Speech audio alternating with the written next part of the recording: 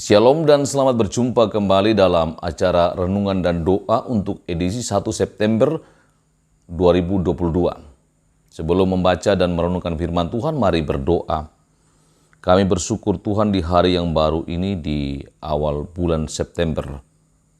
Kami tetap merindukan firman Tuhan yang selalu menuntun hidup kami karena firman-Mu itu pelita bagi kaki kami, terang bagi jalan kami. Roh Kudus mampukan kami untuk memahaminya. Ampuni dosa kami dan berfirmanlah ya Tuhan, kami telah siap mendengar. Di dalam nama Tuhan Yesus Kristus kami berdoa. Amin. Bacaan dari kitab Kejadian 39 ayat 1 sampai ayat yang ke-23. Saya akan membaca ayat 20 dan 21. Firman Tuhan berbunyi, lalu Yusuf ditangkap oleh tuannya dan dimasukkan ke dalam penjara, tempat tahanan-tahanan raja dikurung. Demikianlah Yusuf dipenjarakan di sana.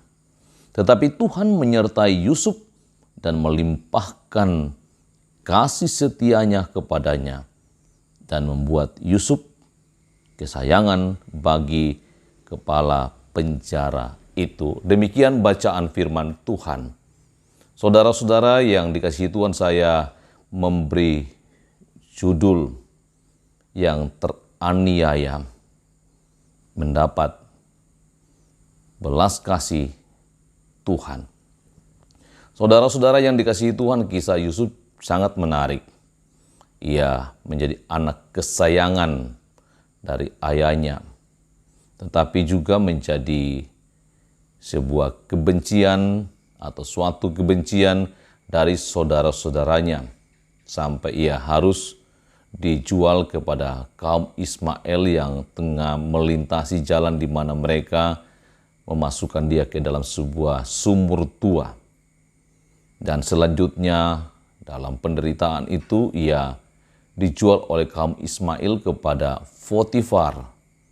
Sekalipun Potifar sangat menyayanginya, tetapi karena ia kelihatan cakep dan rajin, membuat istri dari Potifar menyukainya.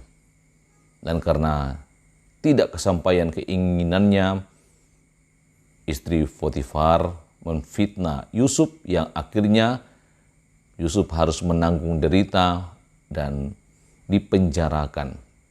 Begitu banyak sekali kisah yang dilalui oleh Yusuf.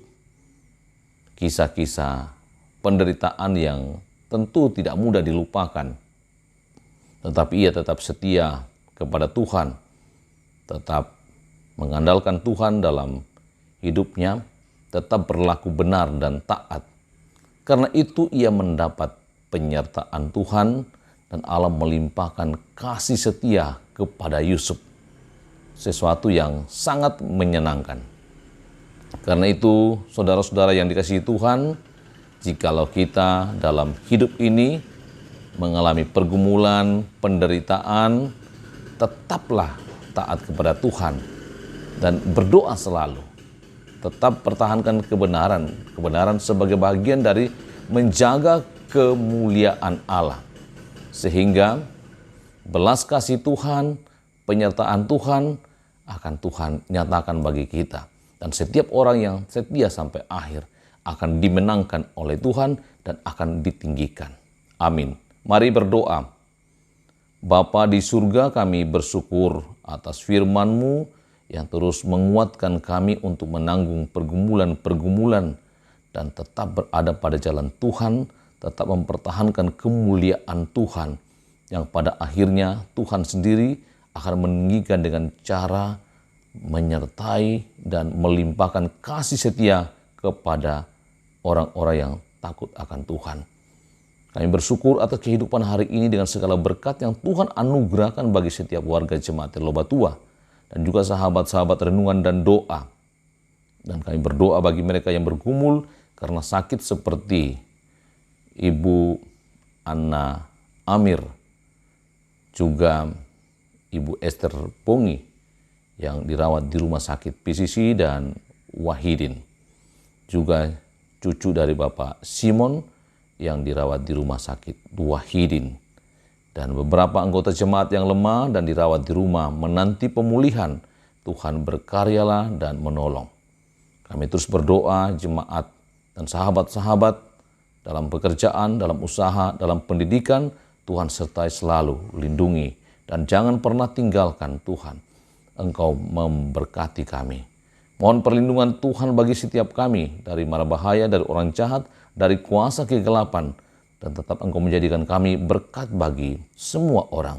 Ampuni dosa kami, dalam nama Tuhan Yesus Kristus kami berdoa. Amin. Demikian renungan dan doa hari ini.